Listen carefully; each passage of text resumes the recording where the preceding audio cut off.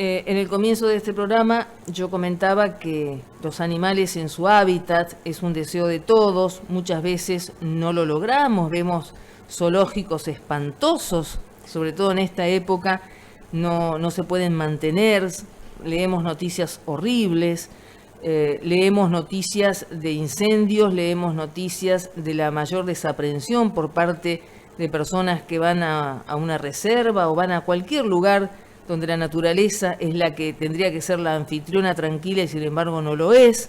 En fin, tenemos un montón de temas que tienen que ver con los animales en su hábitat. Días atrás en una serie de televisión que suelo ver, hacían una broma con respecto al tema del tráfico de animales y uno se puso serio y dijo, es el tercer ingreso de dinero del mundo después de la droga y de las armas. En fin, hay un montón de temas que están alrededor de los animales que uno llama a veces silvestres, no sé cómo se deben llamar, pero todo esto no es más que una palabra tras otra.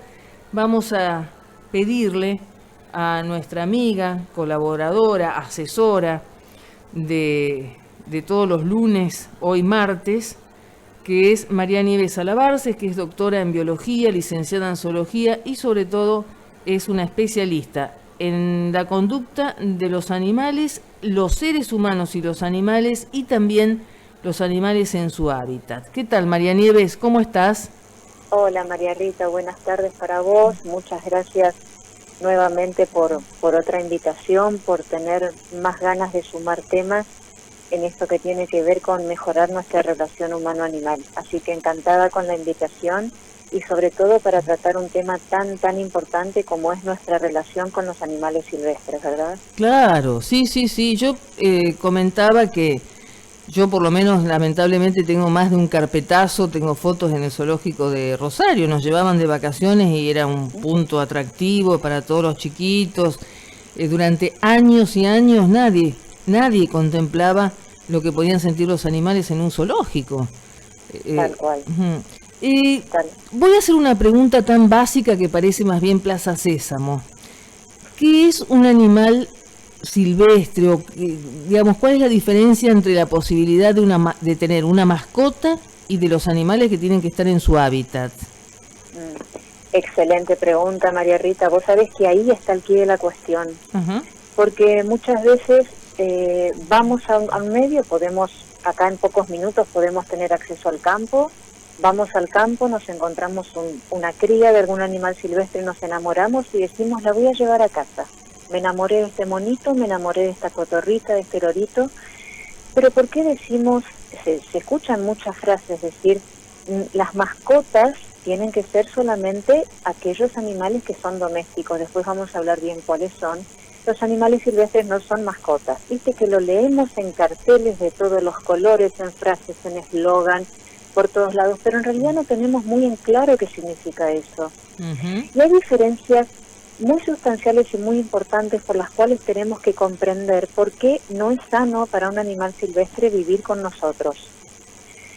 A ver, los animales silvestres, algunas especies de animales silvestres dieron origen a los animales domésticos de hoy, ¿sí? Los que conocemos, por ejemplo, en las granjas, como las vacas, como los caballos, las gallinas, los cerdos. Y después tenemos los otros animales que nos hacen plenamente compañía, un perro, un gato. Pero ¿qué es lo que pasa? Para haber llegado a ser animal doméstico, que todos nos hacemos más o menos a la idea de lo que es, tenemos que tener en cuenta que cumplen ciertas características que ya se perdieron en el ancestro silvestre. Uh-huh. Por ejemplo, primero que a lo largo de miles y miles de años, en la medida que el hombre hizo su asentamiento para comenzar la agricultura, empezó a domesticar determinados animales. Primero para que le dieran lo básico de subsistencia, carne, cuero y grasa, ¿verdad? Uh-huh. Entonces, fueron animales a partir de los silvestres seleccionados específicamente con propósitos específicos. Obviamente visto desde el punto de vista del interés del humano, ¿no? Sí, claro. Por lo tanto, dependen de nuestra especie para subsistir, porque se acostumbraron de tal manera a vivir en un ambiente de cautiverio que dependen de la comida, de la atención sanitaria y de un refugio fijo. tienen una genética diferente también con respecto a un animal silvestre. Por ejemplo, el cerdo doméstico, esa pielcita rosada, ese tamaño voluminoso, el cerdo que se consume a partir de los criaderos en granjas y que llega la carne al supermercado, tiene el ancestro en el jabalí europeo, por ejemplo. Fíjate que en cuanto a la morfología, la anatomía, son animales parecidos, pero no son iguales. Sí. Comportamientos, anatomías, características y necesidades totalmente diferentes. Entonces, teniendo en cuenta esto, un animal doméstico se adaptó a lo largo de miles y miles de años acompañando al hombre y se adaptó sobre todo a vivir con las características del ambiente de cautiverio que tenemos nosotros, y además pasó a depender de nosotros en cierta manera para poder él mismo subsistir. Que eso nunca lo necesita el animal silvestre. Claro. ¿Sí? Entonces, obviamente que tampoco vamos a decir que los animales domésticos la pasan bárbaro, porque podríamos hablar de un capítulo aparte de lo que sería el término, por ejemplo, de los animales de granja. ¿Sí? Claro. Nuestra conducta a los animales domésticos, por ejemplo, siempre estuvo relacionada con nuestros intereses propios culturales, económicos, religiosos y sociales hacia los animales. ¿Qué quiero decir con esto? Nosotros en las últimas décadas nos hemos rasgado las vestiduras como la madre patria España y mirábamos con ojos aterrorizados el tema de la tauromaquia, ¿no? Decíamos qué crueldad contra los toros, qué le están haciendo a los toros, que además son novillitos porque ni siquiera son machos adultos. Y la jineteada en Argentina, ¿qué me contás? Que está absolutamente naturalizada, fogoneada por los medios. Uno de los festivales más importantes es el de Jesús María. Exactamente. Y es una de las culturas que tenemos arraigadas que más maltrato animal realiza en este caso a sus animales domésticos. España a los toros, Argentina a los caballos y al ganado bovino también a las vacas. Entonces, ojo, no significa que los animales domésticos la están pasando bárbaro en algunos aspectos tampoco. Pero lo importante es que tenemos que tener en cuenta es esto: los animales silvestres siguen con una genética y necesidades etológicas propias de subsistencia para las cuales solamente pueden sobrevivir en su ambiente natural. Nosotros los sacamos de ahí y se nos mueren. Claro. ¿Sí? Se nos mueren. ¿Por qué? Porque nosotros, primero, no están ambientados a vivir en un ambiente de cautiverio. Vos mencionaste los zoológicos y los circos. Bueno, capítulo aparte. Yo nací en Buenos Aires, vivía en Palermo, enfrente del zoológico. Entonces, todos los fines de semana, desesperadamente, le pedía a mi padre que me llevara a ver a los animales porque me fascinaban.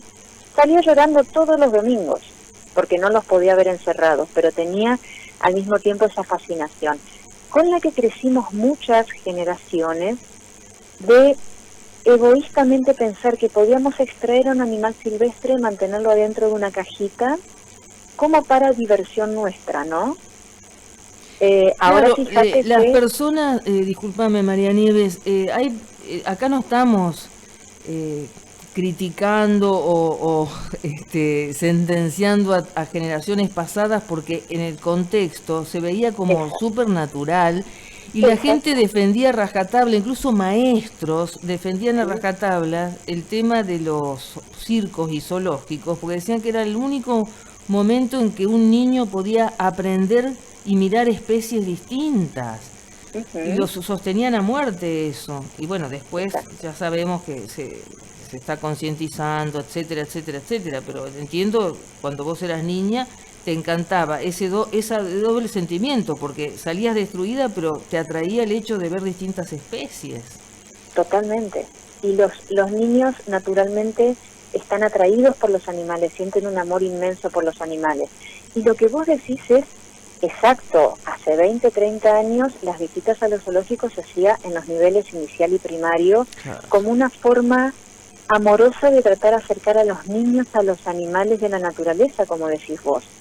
Cuando en realidad no se tenía en cuenta que los chicos iban a observar un montón de comportamientos anormales, iban a observar un montón de automutilaciones que se generan los animales por el terrible periodo de estrés de estar en confinamiento. Muchas veces incluso vos tenías ciervos en jaulas contiguas a la de los leones, por ejemplo, donde estaban oliendo a su depredador las 24 horas del día. Ay, por favor. Y no podían escapar.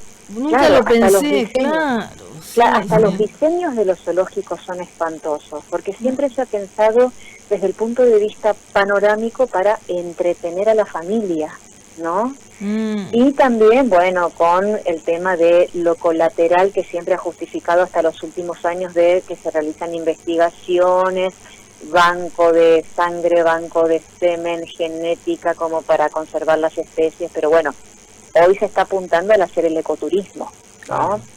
Es decir, querés conocer a los animales silvestres, anda a visitarlos a su entorno natural, en donde vos, a un mismo ciervo de los pantanos, a un mismo carpincho, lo vas a poder observar ilimitado número de veces si lo mantenés en su espacio natural, en vez de extraer a uno o varios individuos, encerrarlos en un zoológico y que se te mueran a los pocos meses y tener que seguir extrayendo de la naturaleza para reponer esa faltante, ¿verdad? Sí, con el agravante, María Nieves, de la cantidad espantosa de anécdotas de lo que le tiraban los chicos y adultos.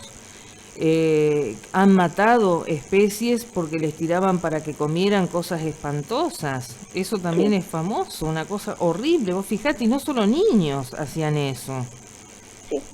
Sí. Bueno, hay toda una cuestión ahí de nuestra propia conducta, cómo terminamos reflejándolo en el comportamiento hacia los otros seres que supuestamente son más indefensos, ¿no? Claro. Sí, es todo un tema, María Rita, esto que vos también mencionabas con respecto a un documental que habías visto, que se mencionaba el comercio de fauna silvestre y todo esto que está detrás. Exactamente lo que vos mencionaste es así. Es el tercer lugar en cuanto a insumos de dinero de mercado negro, lo da el tráfico de fauna silvestre, ya sean animales vivos o los productos y subproductos de los animales muertos, ¿sí? Claro. No solamente los animales vivos se trafican para el tema del mascotismo, también tenemos que tener en cuenta que son necesarios para reponer laboratorios en donde se hacen procesos de investigación y algunos zoológicos. La mayoría de los zoológicos sí es cierto que últimamente está almacenando animales decomisados de, por ejemplo, cazas o cazadores furtivos eventualmente, pero a veces siguen habiendo transacciones de ese tipo, ¿no? Sí, claro. Así que sí, es todo un tema. Sí. Es todo un tema. Yo, en esta propuesta, bueno, tanto de Emperradas como en El tiempo es veloz, siempre, ya de manera demasiado reiterativa soy, pero digo, hay que contextualizar. Todos, absolutamente todos, tenemos un pasado de haber naturalizado zoológicos y circos. En mi caso particular amo el circo, pero nunca me gustó el tema de los animales en el circo. Casi como, en fin, a lo mejor intuía de niña lo que me iba a pasar después, porque de chiquito, en esa época, estoy hablando de hace tantos años, a mí me encanta el circo, me encanta, en fin, las otras actividades que ofrece un circo, pero el caso de los animales, durante muchísimas décadas, era el entretenimiento y actualmente, fíjate vos que hay grandes zoológicos que continúan ofreciendo, abriendo sus puertas en ciudades capitales del mundo lindísimas, pero bueno, es todo un tema lo del zoológico. Es todo un tema. Sí. Y lo que vos comentabas, cosas que nunca lo había pensado, lo de los ciervos y los leones en un circo, por ejemplo, una cosa que es hasta sádica.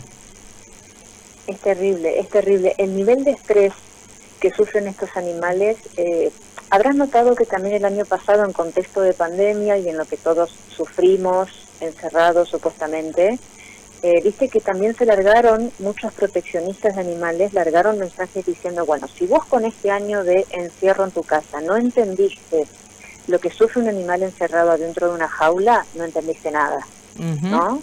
Sí. Entonces creo que uno de los tantos aprendizajes que nos dejó el año pasado es ese, entender que un animal que no tiene sus necesidades etológicas de alimento, sobre todo, cubiertas, y la posibilidad de poder realizar todos sus comportamientos necesarios para los que necesita hacer su especie para cumplir su ciclo vital, es realmente es un acto de crueldad muy, muy importante, ¿no?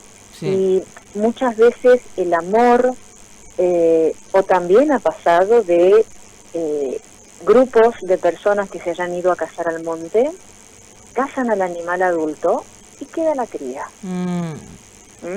Entonces les agarra así como una especie de cuestión de culpa y se llevan a la cría a la casa. Eso también pasa mucho acá en la zona. Cachorros de pumas, cotorritas, bueno, crías de mono aullador, impresionante, o te los venden en la ruta, ¿sí? Bueno, cantidad de reptiles, anfibios, peces, aves, impresionante. Entonces, te lo llevas a tu casa, decimos, bueno, ¿cómo hago para empezar? ¿Querés consultar con los veterinarios? Hay veterinarios contados con las falanges de un dedo, ni siquiera con los dedos de una mano, que entienden más o menos algo de fauna silvestre. Claro. Entonces tenemos ahí la primer limitante. Otra cuestión que no tenemos en cuenta es que yo me voy a criar un cachorro de puma, por ejemplo, en casa. No voy a tener a un gato doméstico en casa, voy a tener a un cachorro de puma. Repito, las características que mencionamos antes de lo que es un animal doméstico, ya las perdió el silvestre. Entonces, el silvestre no perdió el miedo al hombre. A lo sumo lo que logramos, si lo criamos desde bebés, a los monitos, a los cachorros de puma, va a ser domarlo o amansarlo. Esa palabra la conocen muchas personas. No es lo mismo que domesticar, ¿sí? Claro. ¿Qué es lo que logramos con domar o amansar? ¿Qué es lo que hacía el domador con el látigo, con el tigre en el circo? Enseñaba al tigre que si no hacía las pruebas que él quería, se lo castigaba de manera física, y el tigre sabía que después del espectáculo no iba a comer. Por eso hubo tantas tragedias en los circos de tigres que terminan atacando por agresión defensiva, por estrés, por hambre famélica, por un montón de cuestiones a los domadores. Y como su nombre lo indica, no lograban domesticar a ese animal. Lograban hacer obedecer mediante maltrato físico para que haga las piruetas que ellos querían, ¿sí? Cuando nosotros nos llevamos a ese cachorro de puma, a ese monito a casa, lo domamos en alguna manera, pero con amor, en lugar de con castigo físico, se acostumbra a nuestra cercanía, le damos de comer lo que más o menos pensamos que puede comer, porque tampoco la tenemos muy en claro. Habrán notado tortugas que fallecen porque terminan con el caparazón blandito como un papel, porque no han comido los nutrientes que necesitaban. Claro. Las tortugas no comen solamente lechuga, son reptiles omnívoros, necesitan proteína animal también para subsistir. ¿Sí? Y así podemos enumerar un montón de necesidades que no cubrimos en los silvestres por desconocimiento, no porque no los querramos tratar con amor, simplemente lo desconocemos, ¿sí? Y otra cosa que pasa que es muy común, por lo cual las personas terminan liberando de nuevo en el monte, que es lo peor que podés hacer, o llamás a flora y fauna, si tenés el contacto, el puma me creció y me entró en celo. El monito aullador me creció, empezó la etapa juvenil, está en celo, está agrediendo a todo el mundo. ¿Qué hago con esto en casa? ¿Sí? Hubo casos de delfines en oceanarios, orcas en oceanarios. ¿Te acordás que hubo ciertas noticias que salieron? Orca zambulló a su domador de más de una década y terminó muriendo. Sí. Bueno, resulta que ese individuo, de estar en esa pelopincho de cemento durante 30 años de su vida, muchas veces llegaba el periodo de celo y los animales lo detectan aún estando encerrados en esas pelopinchos de cemento. Son animales que recorren miles de kilómetros por día, María Rita. Imagínate la situación. Claro. ¿Sí? Entonces de golpe el animal se volvió agresivo, pobre, terminó matando al cuidador que lo había cuidado todos estos años. Una vez más pensamos con nuestra mentalidad de humanos y en ningún momento atendemos a las necesidades etológicas por las cuales está sufriendo ese individuo, ¿sí? Eso por un lado. no cubrimos las necesidades etológicas, fisiológicas, naturales que tiene ese animal. Vienen las agresiones hacia nosotros, los terminamos abandonando o llamando a alguien para que se haga cargo del paquete, ¿sí? Y algo que es sumamente importante y que tampoco lo tenemos en cuenta, María Rita, o tal vez nos olvidamos, son las zoonosis. Las enfermedades que los animales silvestres nos terminan contagiando a nosotros, ¿sí? Sí, sí. Entonces, la enfermedad de Lyme por las garrapatas, el antivirus, no sé si te suena, por las pulgas, ¿te acordás? En los roedores, cuando adquirimos roedores que son silvestres para tener adentro una jaulita en nuestra casa, para darle de regalo a nuestros hijitos, porque generalmente a los chicos chiquititos les regalamos roedores de mascotas. Leptospirosis, salmonelosis, citacosis, es una enfermedad que estuvo muy de moda. No sé si te acordás, María Rita, cuando recién se largó la saga de Harry Potter, en Europa la gente salía desesperada a tratar de conseguir crías de búhos y lechuzas para los hijos. Claro, se habían puesto de moda, sí. Fue una gran oleada, ¿sí? Bueno, acá están de moda siempre las cotorritas, los loritos, los guacamayos. Entonces, la citacosis son enfermedades transmitidas especialmente por el grupo de aves, y son todas las enfermedades que te mencioné son de origen bacteriano, de origen virósico o de algún otro tipo de parásito, que como nosotros no tenemos las defensas naturales, generalmente se mantienen como reservorio en esos animales silvestres. Cuando nosotros los extraemos de su medio natural, nos llevamos todo eso a casa. Claro. ¿Sí? Claro. Entonces hay un montón de componentes por los cuales debemos entender que los animales silvestres, por genética, por comportamiento, por sus necesidades y por respetarlos por la especie a la que pertenecen, tenemos que dejarlos en su hábitat, ¿sí? Exacto. Las mascotas únicamente adaptadas genética y evolutivamente para estar con nosotras, adivina cuáles son. Uno que dice guau guau y el otro que dice miau. Claro. Sí, Se acabó la historia. Sí, vos fijate que cada tanto aparece, no sé, viste, no te digo Paris Hilton, pero alguna celebridad con una mascota rarísima, qué sé yo, una iguana, ahora no me sale, pero impresionante.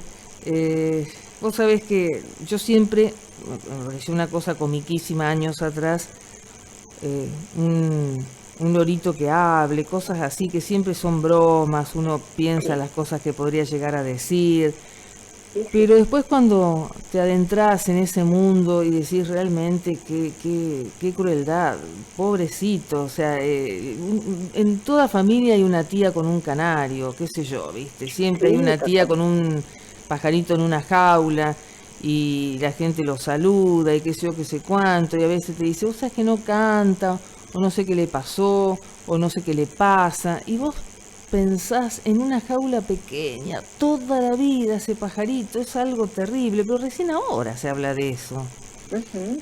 Bueno, las aves canoras, todos los famosos pajaritos que tenían nuestras abuelas en jaulas, que decíamos, mirá qué hermoso cómo está cantando. No están cantando de felicidad, están desesperados por poder salir, ¿sí?